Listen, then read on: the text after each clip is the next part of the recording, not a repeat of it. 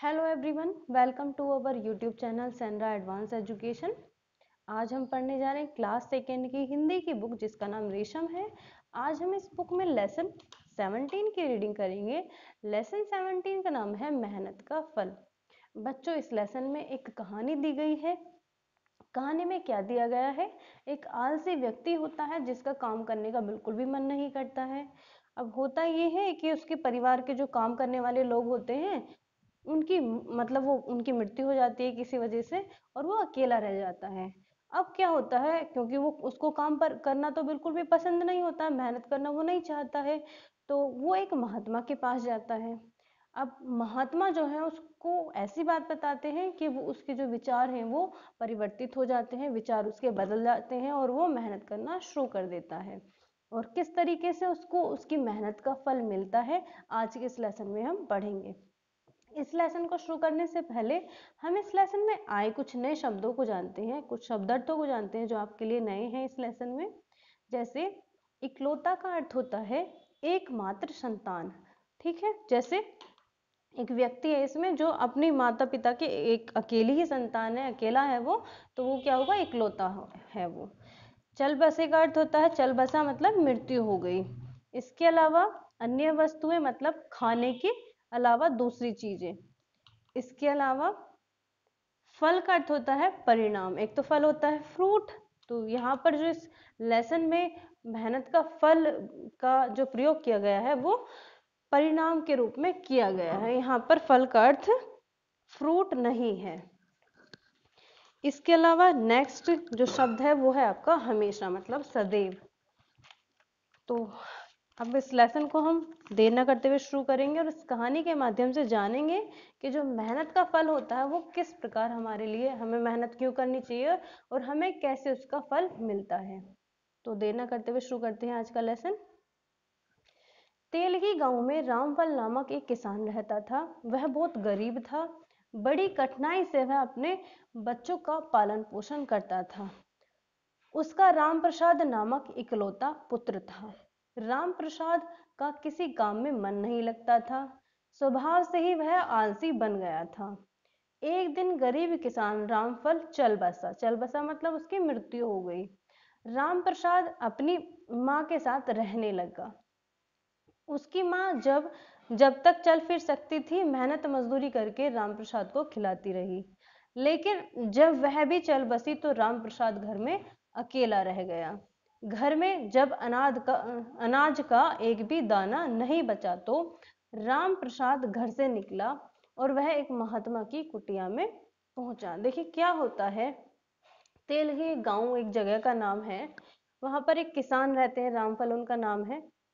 उनके एक ही बेटा होता है, इकलौता पुत्र होता है और वो बहुत ही गरीब होते हैं। किसी बड़ी ही मुश्किल से अपने परिवार का पालन पोषण वो करते हैं। ठीक, तो किसी वजह से उनकी जो है मृत्यु हो जाती है, वो मर जाते हैं। और जो उनका बेटा है राम प्रसाद, जिसका नाम इसमें कहानी में दिखाया गया है, उसका काम में बिल्कुल भी मन नहीं लगता है। वो आलसी होता है, मतलब आलसी व्यक्ति वो होता है जो जिसका मन किसी भी काम में ना लगता हो।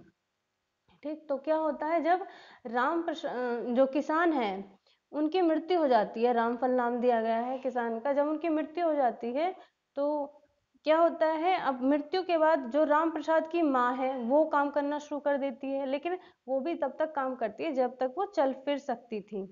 ठीक, उसके कुछ दिन बाद फिर उनकी भी मृत्यु हो जाती है। अब अकेला राम प्रसाद बचता है। अब उसका काम में मन नहीं लगता था। जब तक उसकी माँ थी तब तक वो उसको खिलाती पिलाती रहती थी। उसकी मृत्यु के बाद अब परेशानी आती है राम प्रसाद के सामने कि वो काम मतलब उसके खाने खाने पीने का सामान भी नहीं बचता है। जब उसकी माँ नहीं रहती तो वो अब एक साधु के पास पहुंच जाते हैं, एक महात्मा के पास पहुंच जाते हैं कि ये अपनी समस्या लेकर के कि मेरे पास अब खाने का एक भी मतलब अनाज का एक भी दाना नहीं है और काम करने वाला कोई है नहीं। अब देखिए जो महाराज हैं वो क्या कहते हैं। जब वह महात्मा की कुटिया में पहुंचा उस समय महात्मा जी ध्यान लगाकर बैठे थे।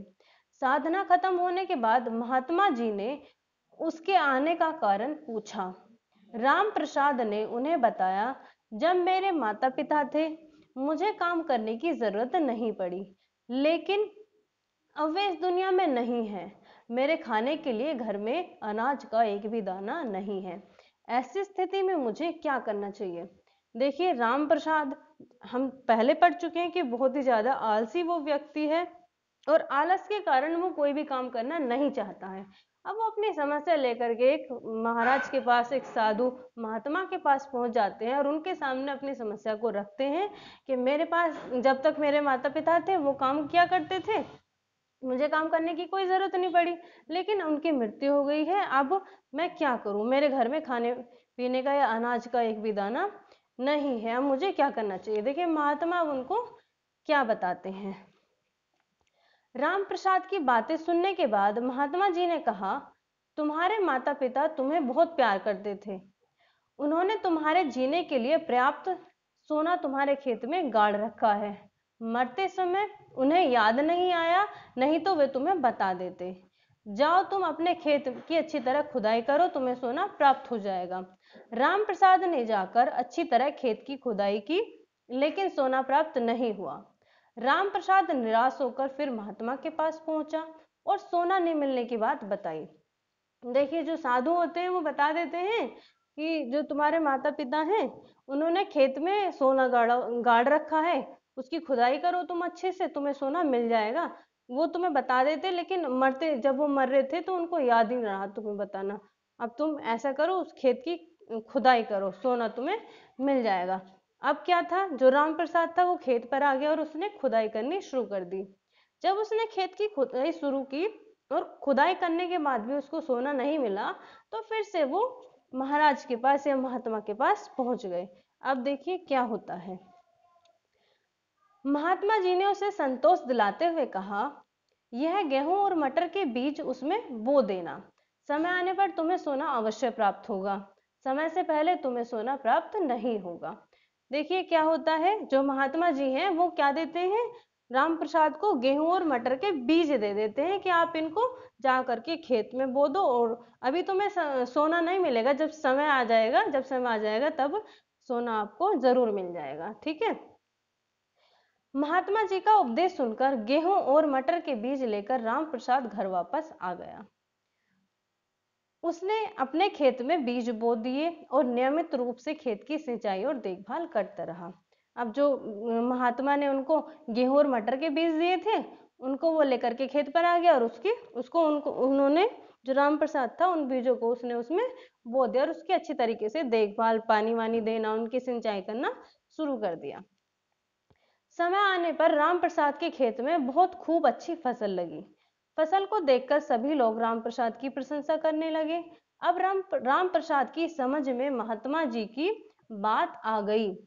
फसल को काटने के बाद राम प्रसाद के घर में अनाज का ढेर लग गया। देखिए जब फसल बहुत अच्छी हो गई थी तो सभी लोग राम प्रसाद की बड़ाई करने लगे कि कितना अच्छा है, मेहनत करता है। अब जो महात्मा जी ने सोने की बात कही थी वो उसकी समझ में आ गई थी। अब इस कहानी में हम पढ़ते हैं, राम प्रसाद ने अपनी जरूरत के मुताबिक अनाज घर में रखकर शेष अनाज बाजार जाकर बेच दिया और अपनी आवश्यकता की वस्तुएं ले आया। देखिए क्या होता है, राम प्रसाद ने क्या किया, जितनी उसको जरूरत थी अनाज की उतना रखा और बाकी को बाजार में बेच करके अपनी जरूरत की चीजें वहां से ले ली। एक दिन महात्मा जी राम प्रसाद के घर आए। राम प्रसाद ने उनके चरण स्पर्श कर उनकी काफी सेवा की। सेवा से प्रसन्न होकर महात्मा जी ने सोना प्राप्त होने की बात पूछी। राम प्रसाद ने प्रसन्न होकर मुस्कुराते हुए कहा, सोना तो मुझे उसी वर्ष फसलों से प्राप्त हो गया था। अब मैं समझ गया कि परिश्रम से सोना चांदी सब कुछ प्राप्त हो सकता है। महात्मा जी ने कहा, बेटा मेहनत का फल हमेशा मीठा होता है। क्या हुआ था, जब उसकी फसल बहुत अच्छी हो गई थी तो कुछ अपनी जरूरत के अनुसार उसने फसल को रखा, मतलब जो अनाज था उसको रख करके बाकी को उसने बाजार में बेच दिया। फिर क्या हुआ, महात्मा जो थे वो राम प्रसाद के घर आए और जो राम प्रसाद था उसने उनके पैर वगैरह छुए, उनकी सेवा की। तो फिर जो महात्मा थे उन्होंने उनसे पूछा कि आखिर तुम्हें सोना मिला क्या नहीं? तो राम प्रसाद ने कहा कि सोना तो मुझे उसी वर्ष मिल गया था। और उसके बाद उन्होंने, जो महाराज थे, उन्होंने कहा कि जो मेहनत का फल होता है वो सबसे ज़्यादा मीठा होता है। हमें हमेशा मेहनत करनी चाहिए।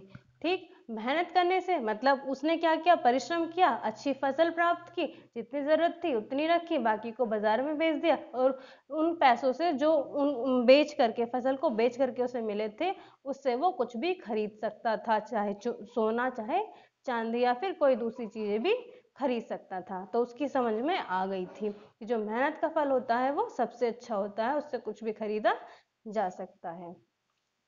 तो इस लेसन में अब हम रिक्त स्थान करेंगे पहले। जैसे तेलगी गांव में रामफल नामक एक किसान रहता था।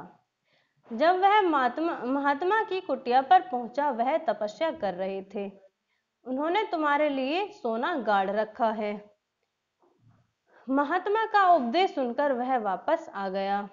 अब मैं समझ गया कि परिश्रम से सब कुछ प्राप्त हो सकता है। ये इस लेसन में कुछ वाक्य प्रयोग दिए गए हैं, इनको आप कर लीजिएगा। और इसकी जो इसमें प्रश्न उत्तर आए हैं, इनकी PDF आपको मिल जाएगी। Thank you for watching this video. Video अच्छी लगी हो, वीडियो को लाइक करना, शेयर करना, और अगर आपने अभी तक हमारे YouTube चैनल को सब्सक्राइब नहीं किया है तो चैनल को सब्सक्राइब करना भी ना भूलें। Thank you.